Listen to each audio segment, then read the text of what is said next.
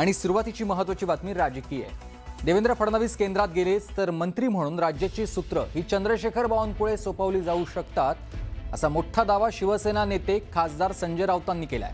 विदर्भातले चंद्रशेखर बावनकुळे हे फडणवीसांनंतर मुख्यमंत्री पदासाठी योग्य नेते मला दिसतायत आणि सर्वांशी योग्य संवाद ठेवणारे, सांभाळून घेणारे असे बावनकुळे आहेत, असं म्हणत संजय राऊतांनी बावनकुळेंवर स्तुतिसुमनं उधळलेली आहे।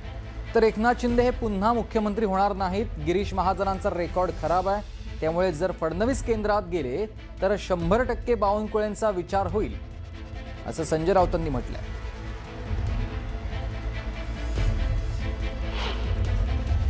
तुम्हाला काय वाटतं की राज्याची सूत्र कोणाकडे येऊ चंद्रशेखर बावनकुळेंकडे येतील। तुम्हाला वाटत असेल मी आणखीन कोणाचं नाव घेईन, तर मला जे चित्र दिसतंय त्यानुसार विदर्भातले चंद्रशेखर बावनकुळे हे देवेंद्र फडणवीस यांच्यानंतर मुख्यमंत्रीपदासाठी योग्य नेते मला नेहमी दिसतात। सगळ्यांशी संवाद ठेवणारे, सांभाळून घेणारे। एकनाथ शिंदे परत मुख्यमंत्री होणार नाहीत, अजिबात होणार नाही, बरोबर आहे। गिरीश महाजन यांचा रेकॉर्ड अत्यंत खराब आहे, अत्यंत खराब आहे।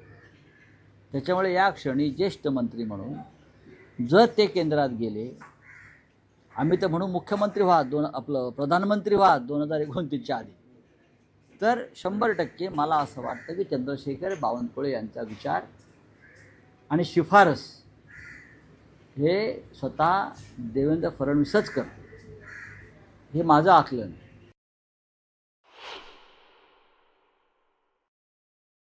मग महाराष्ट्रातून देवेंद्र फडणवीस हे सातत्यानं केंद्रात जातील असं म्हटलं जातं। आता केंद्रात जातील म्हणजे काय करणार? आमच्या त्यांना शुभेच्छा आहेत की 2029 पूर्वी जर तुम्हाला पंतप्रधान पदाची संधी मिळाली तर महाराष्ट्राला आनंद होईल, मराठी माणूस झाला म्हणून।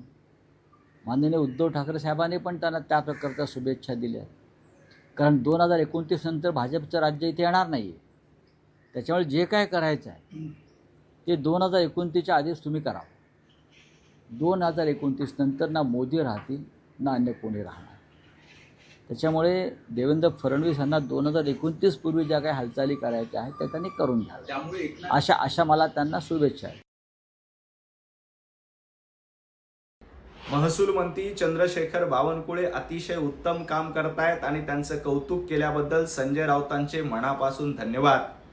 पण संजय राऊत महाविकास आघाडीचं सरकार असताना असा एकही मंत्री नव्हता की जे जनतेची कामं करतायत। आमचे सगळे मंत्री, आमचे प्रदेशाध्यक्ष रवींद्रजी चव्हाण सातत्यानं लोकांमध्ये असतात, जनतेची कामं करतायत। परंतु तुमच्याकडे असा एकही माणूस नाही की जी लोकांची कामं करतो, जनतेची कामं करतो।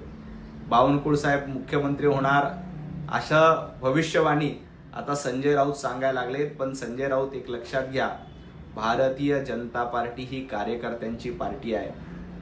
तुमच्यासारखं घराणेशाही, तुमच्यासारखं उद्धवजी ठाकरे, आदित्य ठाकरे, मग आदित्य ठाकरे झाले की तेजस ठाकरे, असं भारतीय जनता पार्टीमध्ये ठरत नाही। आणि 2029 पर्यंत देवेंद्रजी फडणवीसच मुख्यमंत्री राहणार, हे संजय राऊतांनी लक्षात ठेवावं।